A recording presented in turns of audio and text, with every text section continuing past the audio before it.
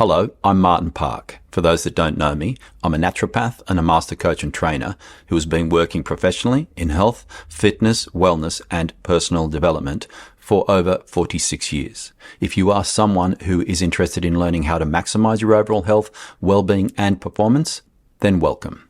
Today, we're diving into something that's been simmering in the back of my mind for a while now, and it's bothering me a lot. So I thought it was time I dragged it out into the spotlight. Today, I'm going to talk about AI, artificial intelligence, and the very real danger it poses not just to your physical and mental well-being, but to the soul and intrinsic nature of what it means to truly thrive as a human being. This is a cautionary tale. But before I start, let me get something out of the way. I'm not going to be talking about some sci-fi speculation about how AI is going to become some super intelligent singularity that will inevitably create robots or machines that take over the world and we will have to fight for our lives to survive, no matter how much I loved The Matrix and the Terminator film series. Because in my opinion, AI is not here to kill you. It's here to gut you, hollow you out, and leave you a shell. It's fast, it's quiet, and it's coming for everything you've got, your brain, your body, your will, and you are so not ready, it's frightening. And that is the scariest part. Not so sure? Well, let's go back in time. Pre-1950s, obesity existed, but it was rare and often a sign of wealth. Think plump aristocrats in paintings. For most of human history, malnutrition or famine were far bigger threats than excess weight. After World War II, food production surged.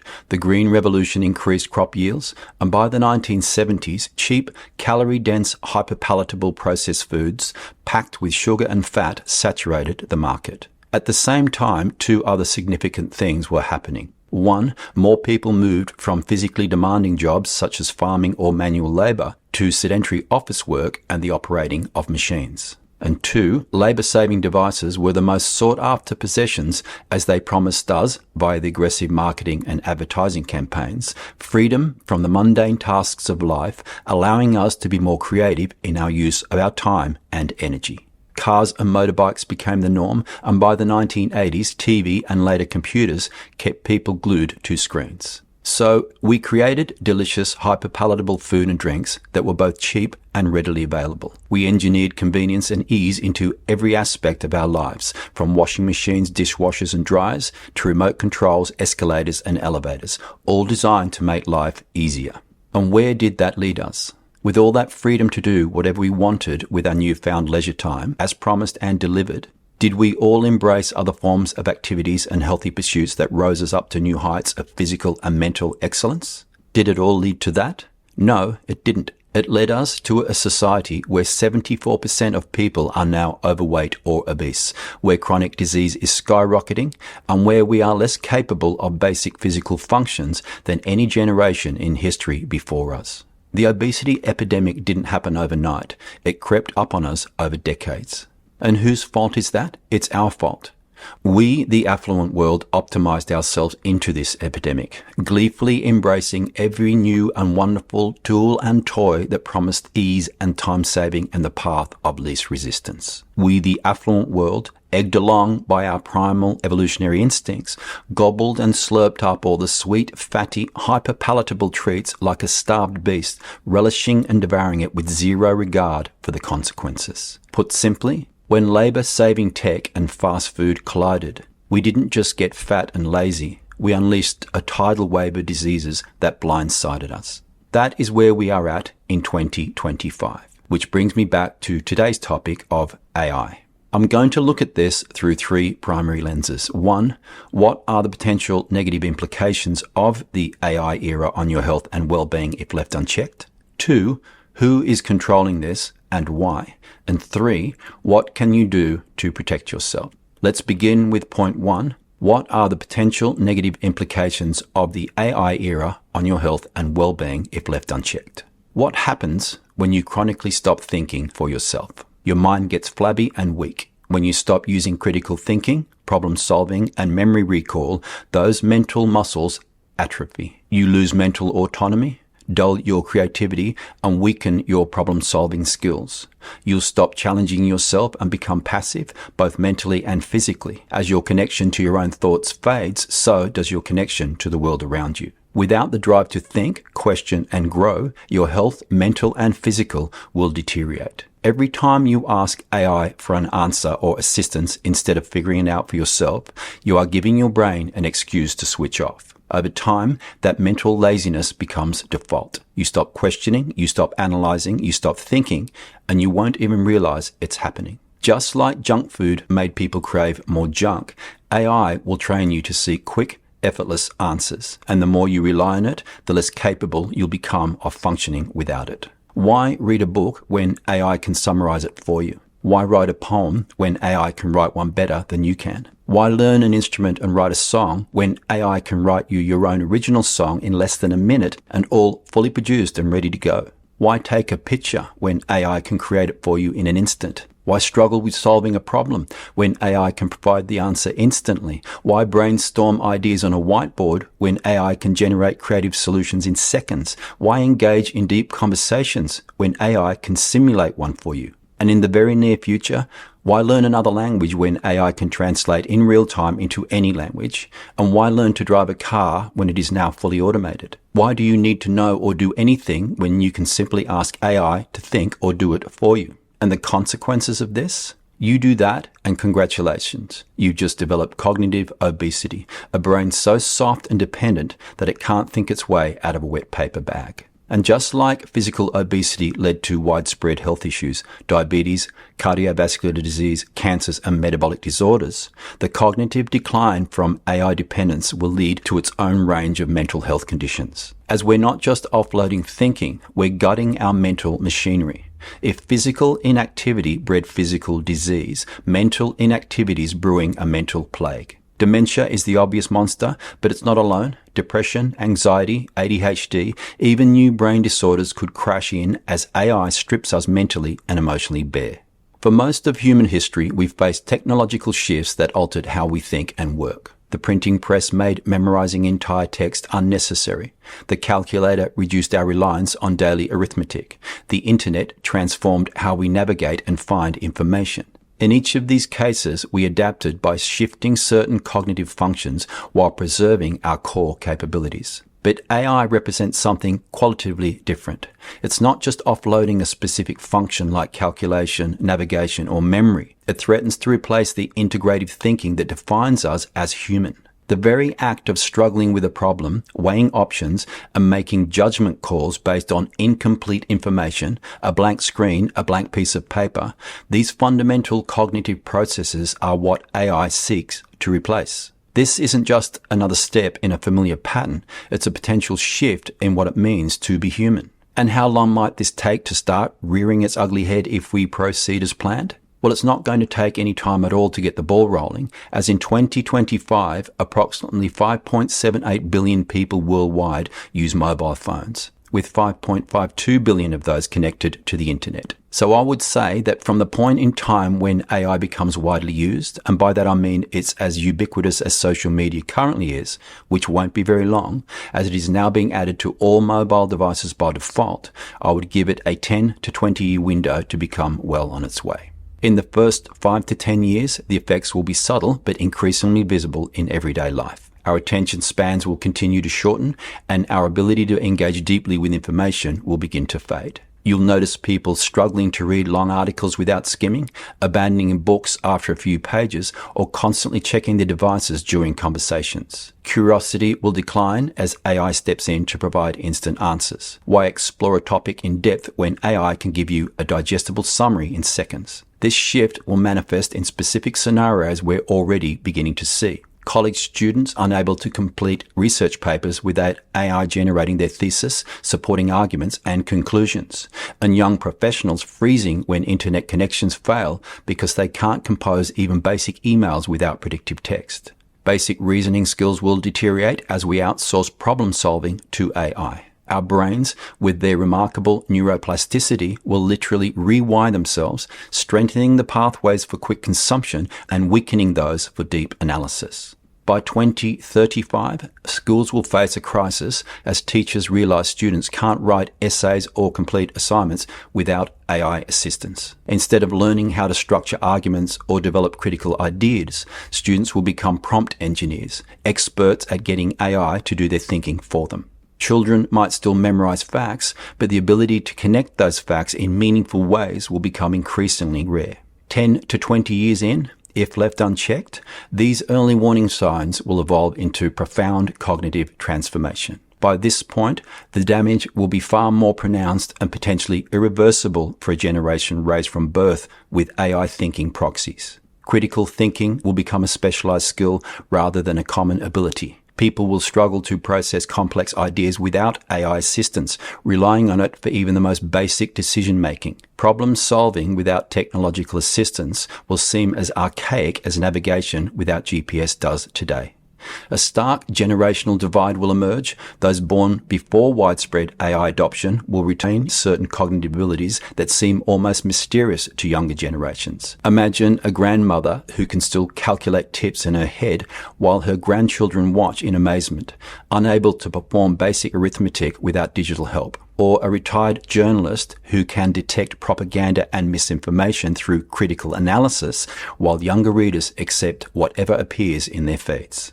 Workplaces will see a dramatic decline in independent thought as most tasks become automated or AI assisted. People may still appear productive, but they'll be dependent on AI to get things done. The few who maintain their cognitive independence will become increasingly valuable even as they become increasingly rare. By 2045, we might see a generation that simply does not know how to function without AI integration. The neural pathways required for independent thought will have atrophied through disuse during crucial development periods. And if that is the case, then we'll be left with a population that struggles with even basic cognitive tasks, their brains having developed in symbiosis with AI systems designed to replace rather than enhance human thinking.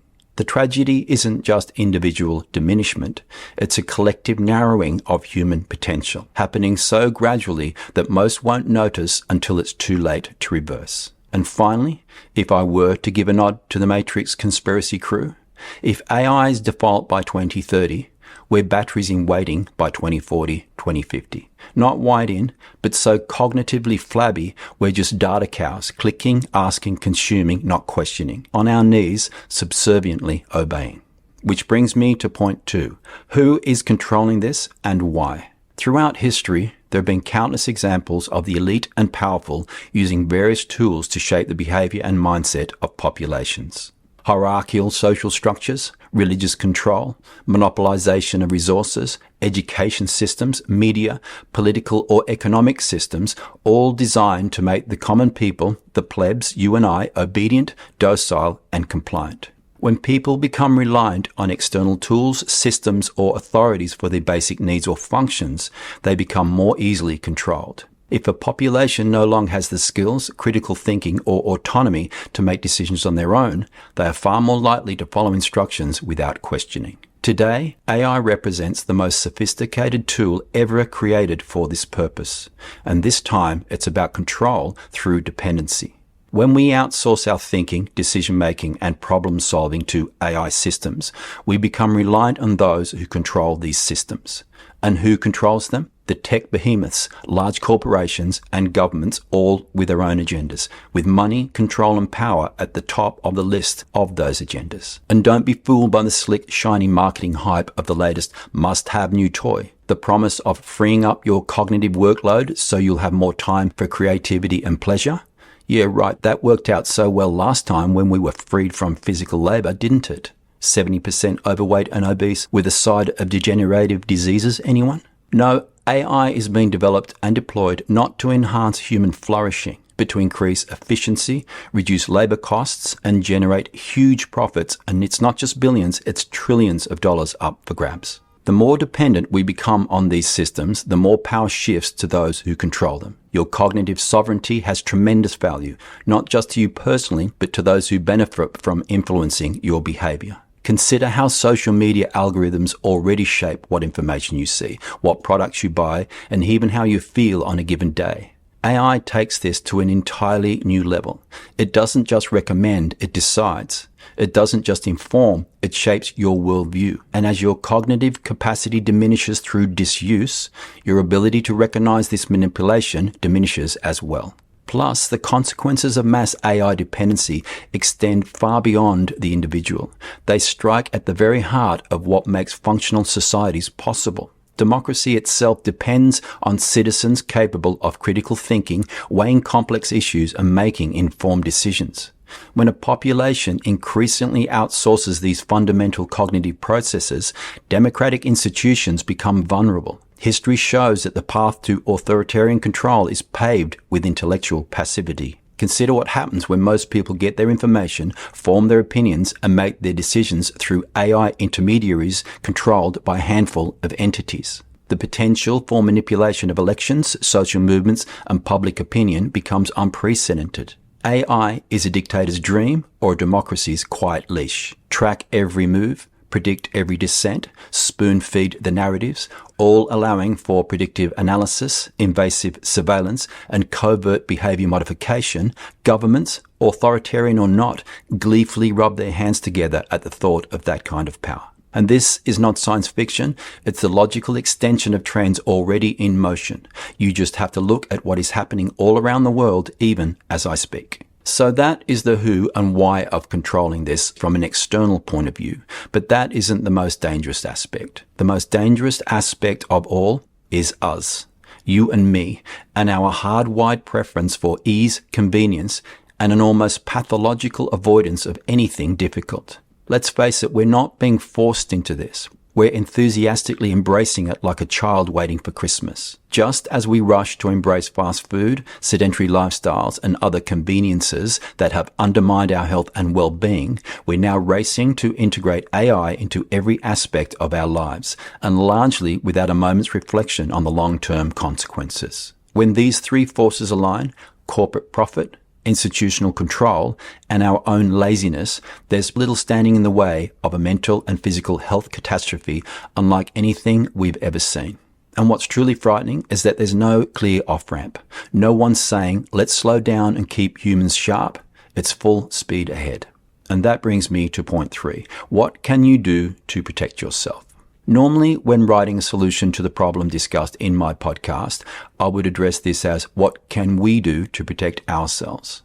Unfortunately, with this situation, I don't believe there's a simple we solution. I believe what I've discussed today is likely to unfold, and there's not much we can do to stop it in the grand sense. However, perhaps there is a we in the collective avoidance of the problem, in that we can choose to acknowledge the dangers and start taking action, however small, before it's too late. So with that in mind, here are my suggestions, and I'm going to give them to you as a short list of actions. How you interpret and implement them is entirely up to you. Master your own mind in every way possible. Move and work your body and defy the sedentary pull. Build and enjoy as many analog habits as you can find time to do. Cultivate genuine human face-to-face connections. Walk, dance, debate, laugh, argue.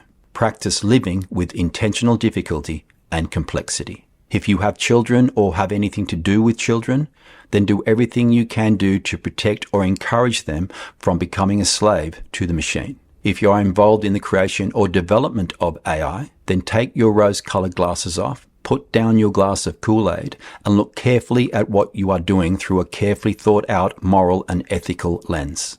And finally, use AI strategically. As a tool, not a replacement. Because this isn't about rejecting tech, as there are legitimate uses for this technology as an enhancement to human capabilities. This is about mastering it before it masters you.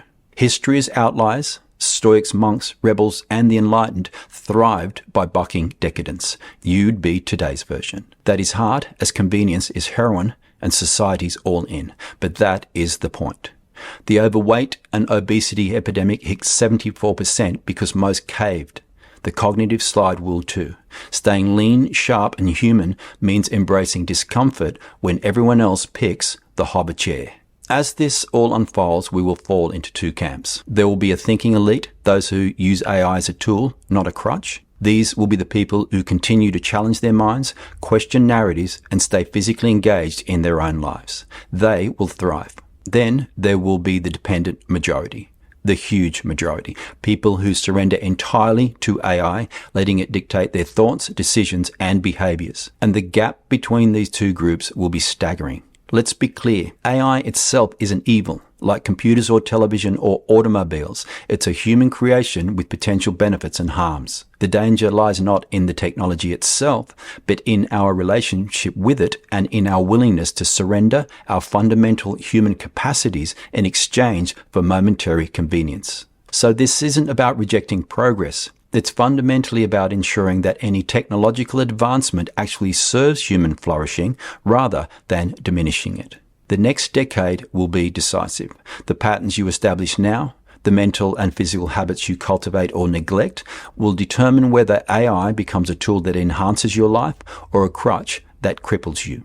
I urge you, don't sleepwalk into cognitive and physical decline. Be deliberate, be discerning, and above all, remember that your health, mental and physical, is the foundation of everything else in your life. Guard it jealously, even against the seductive convenience of artificial intelligence. And that is my cautionary tale. I thank you for tuning in today. I appreciate your company. I look forward to spending some time with you again. Bye for now.